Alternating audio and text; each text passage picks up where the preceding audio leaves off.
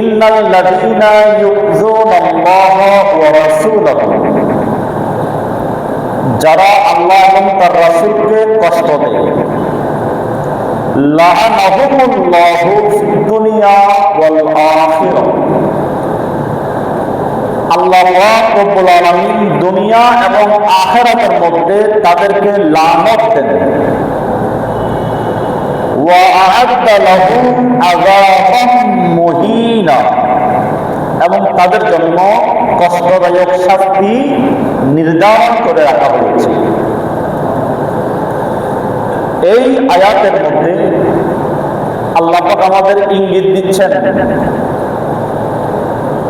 যে বা যারা আল্লাহ এবং তার রাসূলকে কথায়, কাজে, ইঙ্গিতে, যে কোনো মাধ্যমে আল্লাহ এবং তার রাসূলকে যদি কেউ কষ্ট দেয়, আল্লাহ এবং তার রাসূল কষ্ট পায় এমন কাজ যদি কেউ করে থাকে, তাহলে আল্লাহ পাক তাদেরকে দুনিয়া এবং আখিরাতের মধ্যে লানত দেন। বর্তমানে আমাদের দেশের মধ্যে এক শ্রেণীর মানুষকে দেখা যায়, বিশেষ করে তথাকথিত বিতর্কিত নিকৃষ্ট এক জাহান্নামী ফেরেকা, নামী ইসলাম, এক ইসলামী দল, এর কর্মীরা বর্তমানে প্রচার শুরু করছে আমার নবীর মা বাবা জাহান্নামী ছিল।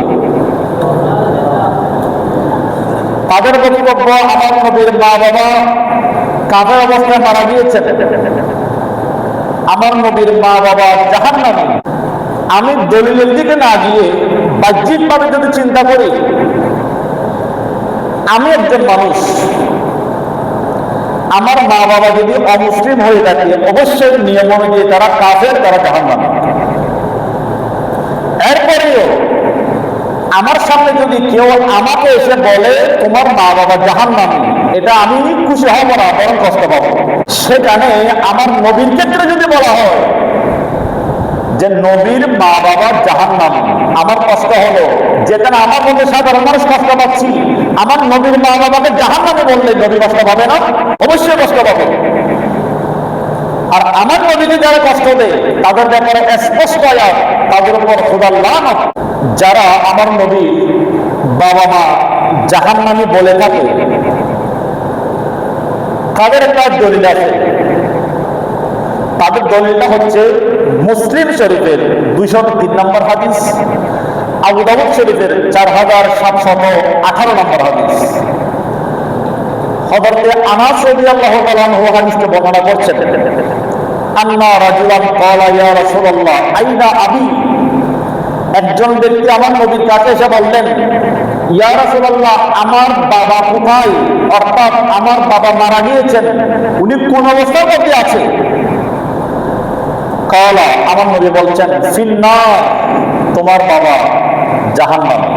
ফালাম্মা কাফা দাআহু, যখন লোকটি চলে যাচ্ছেন, আরেক বর্ণনায় আসছে লোকটি মন খারাপ করে যখন চলে যাচ্ছেন, আমার নবী তাকে আবার ডাকলেন, ডেকে বললেন, ফাকালা ইন্না আবি ওয়া আবাকা ফিন্নার,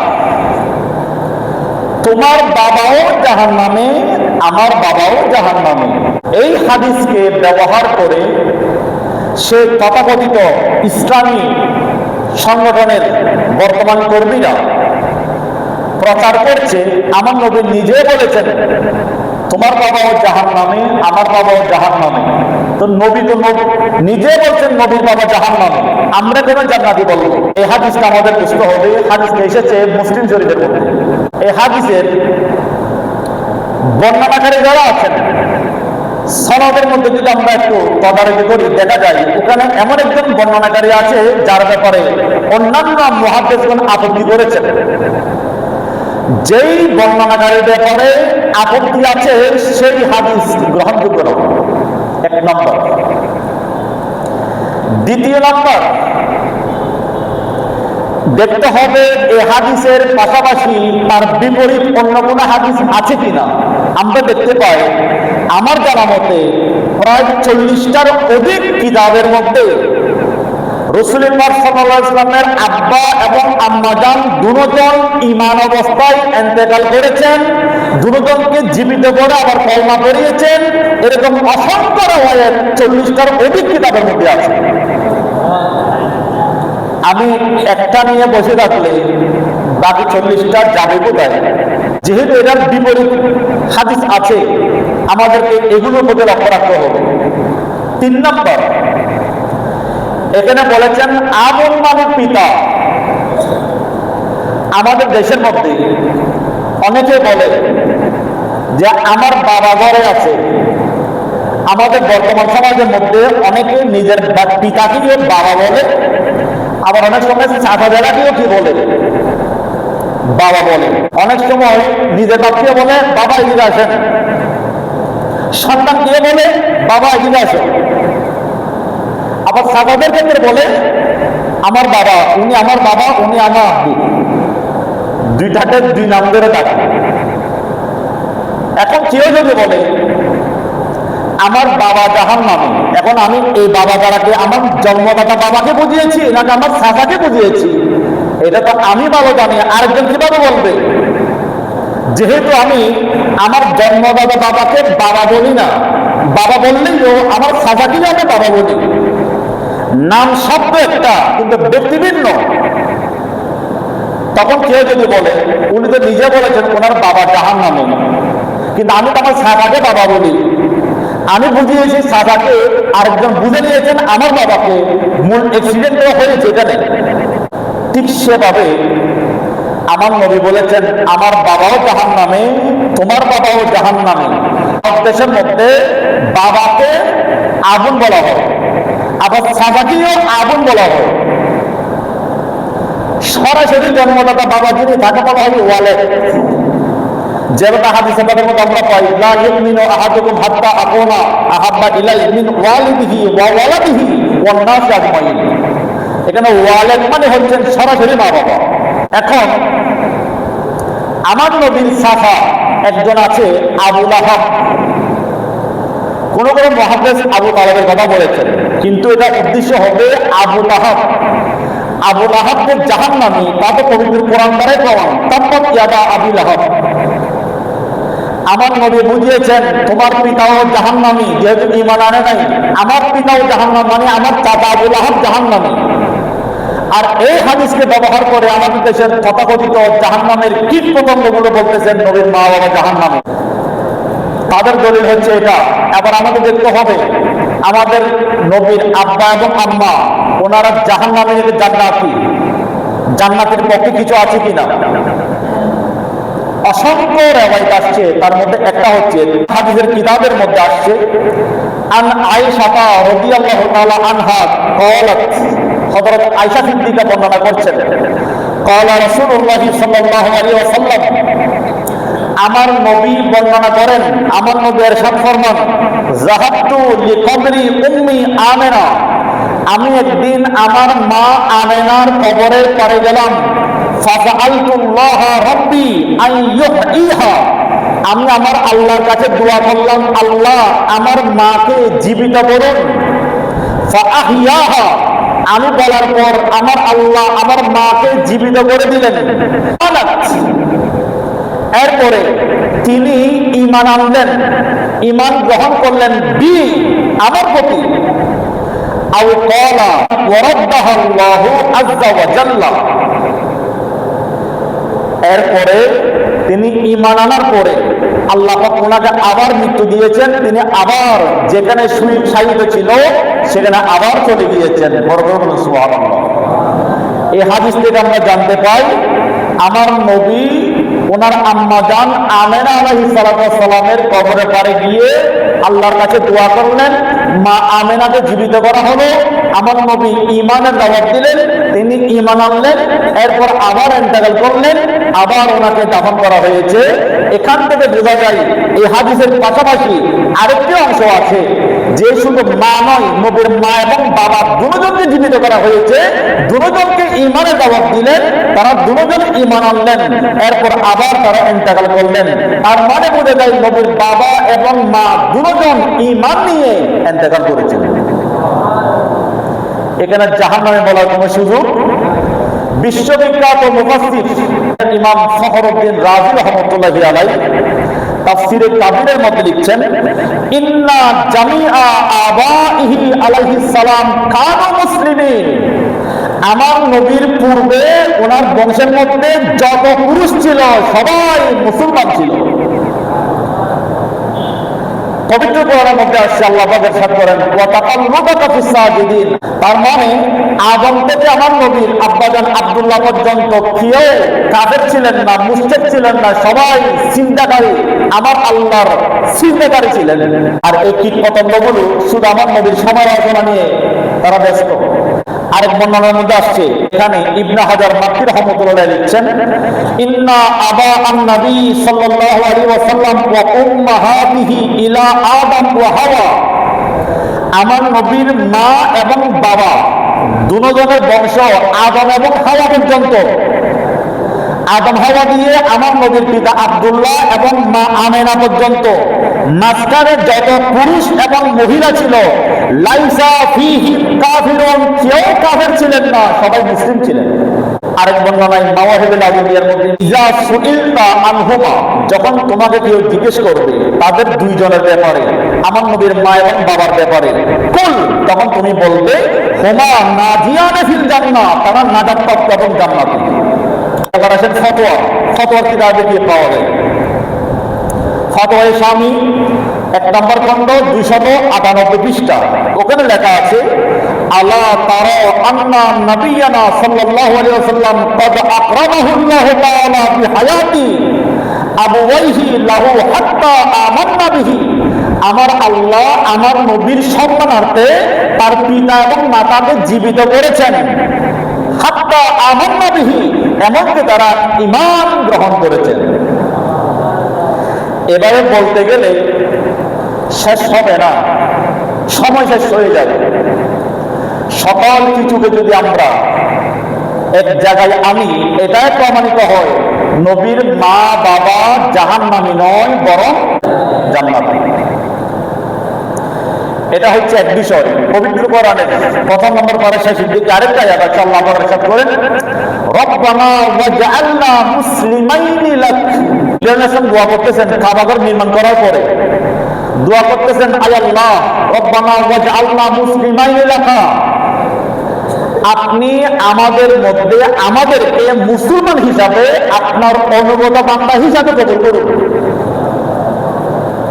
ওয়া মিন যুররিয়াতিনা উম্মাতান মুসলিমাতান লাক, এবং আমাদের বংশ দিয়ে একটি জাতিকে, উম্মাতান, একটি দলকে আপনি আপনার অনুগত বান্দা হিসাবে, মুসলিম জাতি হিসাবে কবুল করুন। নবীরা দোয়া করলেই কবুল।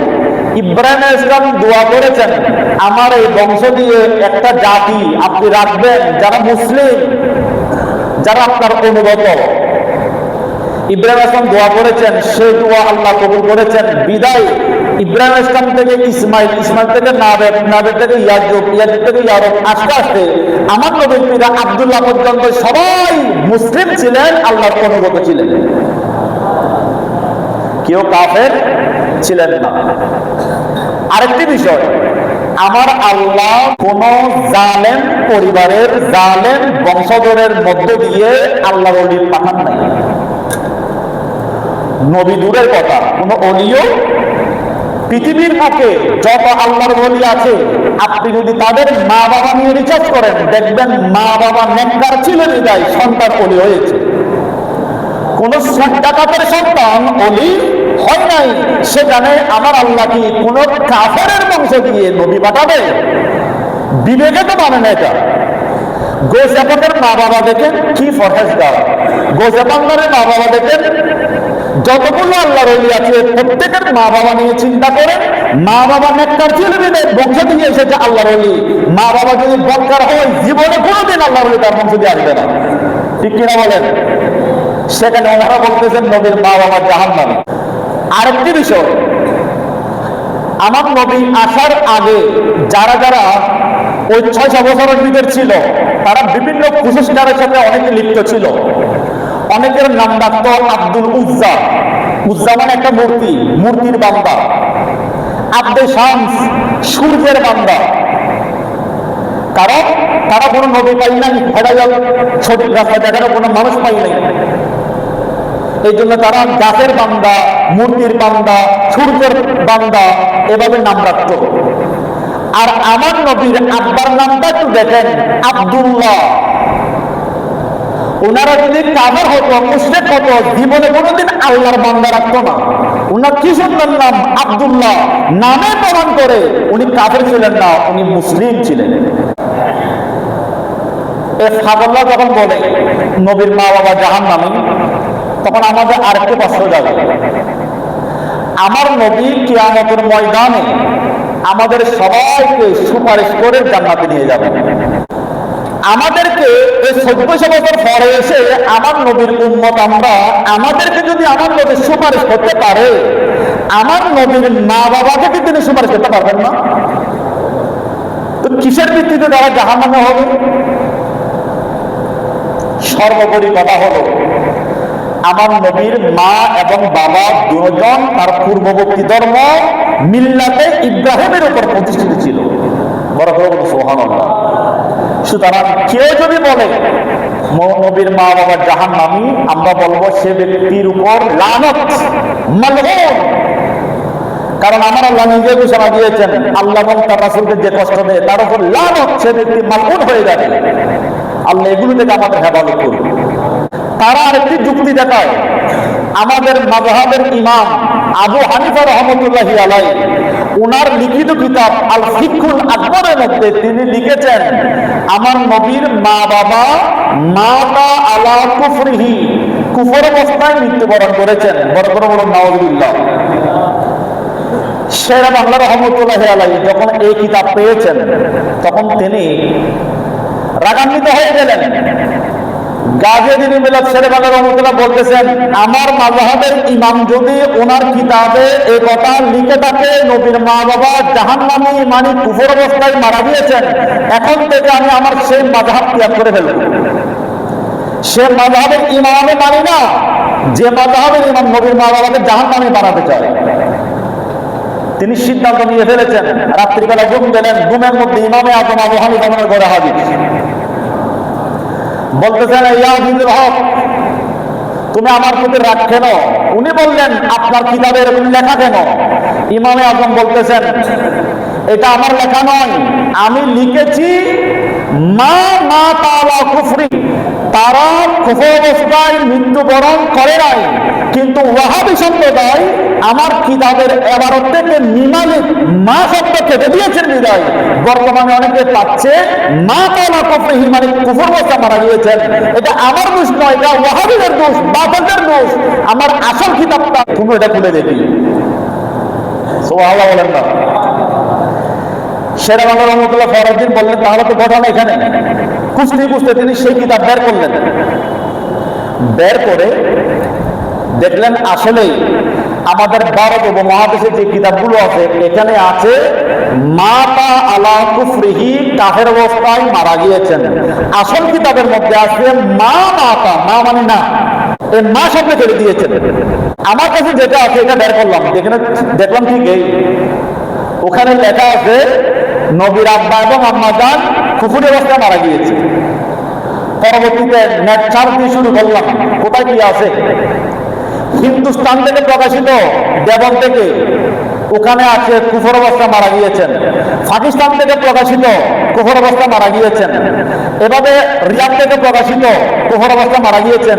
লেবাননের প্রকাশিত একটা কিতাব যখন আমি বের করলাম, দেখতেছি ওখানে আছে, আজ থেকে প্রায় 700 বছর আগের কিতাব, ওখানে আছে কুফর অবস্থায় মারা যায় নাই, ওনারা ইমানদার হয়ে ইন্তেকাল করেছেন। তাহলে দেখেন কত বড় বড় সুর। এই ওয়াহাবি সম্প্রদায়, বাতিল সম্প্রদায় হচ্ছে সুরের জাতি, তারা কিতাবে আবার চুরি করে। আমি নির্দিষ্ট কাউকে ওয়াহাবি বলছি না, যারা এই ধরনের বাতিল আকীদা পোষণ করে তারাই ওয়াহাবি। আমাদের বর্তমান সমাজের মধ্যে যে ফেতনা শুরু হয়েছে নবীর মা বাবা নিয়ে প্রশ্ন, আর আমার সামনে আমার মা বাবাকে জাহান্নামী বললে আমার খারাপ লাগে, আর নবীর মা বাবাকে জাহান্নামী বললে নবীকে খুশি হবে? আল্লাহ পাক এটাই বলেছেন সূরা আহজাবের 57 নম্বর আয়াতে, ইন্নাল্লাযীনা ইউযুনাল্লাহা ওয়া রাসূলাহু, যারা আল্লাহ এবং তার রাসূলকে কষ্ট দেয়, লাআনাহুমুল্লাহ আল্লাহু ফিদ দুনিয়া ওয়াল আখিরা, দুনিয়া এবং আখিরাতের মধ্যে তার উপর লানত, যার উপর আল্লাহ লানত, সে ব্যক্তি জীবনে জান্নাতে হবে না, স্থায়ী জাহান্নামী। আরেকটি বিষয় বলে দিলে আরো ক্লিয়ার হয়ে যাবে। হুজ্জাতুল্লাহি আলা আলামিন কিতাবের 498 পৃষ্ঠার মধ্যে আসছে, ইন্নাহুম লাম ইয়াকুনা মুশরিকিনা বাল কানা আলা তাওহীদ ওয়া মিল্লাত ইব্রাহিম। আমার নবীর মা বাবার ব্যাপারে স্পষ্টভাবে বলে দিয়েছেন, তারা লাম ইয়াকুনা মুশরিকিন, তারা মুশরিক ছিলেন না, বাল কানা আলা তাওহীদ ওয়া মিল্লাত ইব্রাহিম, তারা তাওহীদে ছিল, মিল্লাতে ইব্রাহিমের উপর ছিল। এটা হচ্ছে ফাইনাল বিষয়। আল্লাহ পাক আমাদেরকে আধুনিক যন্ত্র মোবাইল শরীফের অপপ্রচার থেকে আমাদের ঈমান আকীদা হেফাজত করুন। আমাদের যুবক ভাইদেরকে সুন্নি এবং বাতিল আকীদা পৃথক করে বিশ্বাস করার, আমল করার সে তৌফিক দান করুন। আমিন।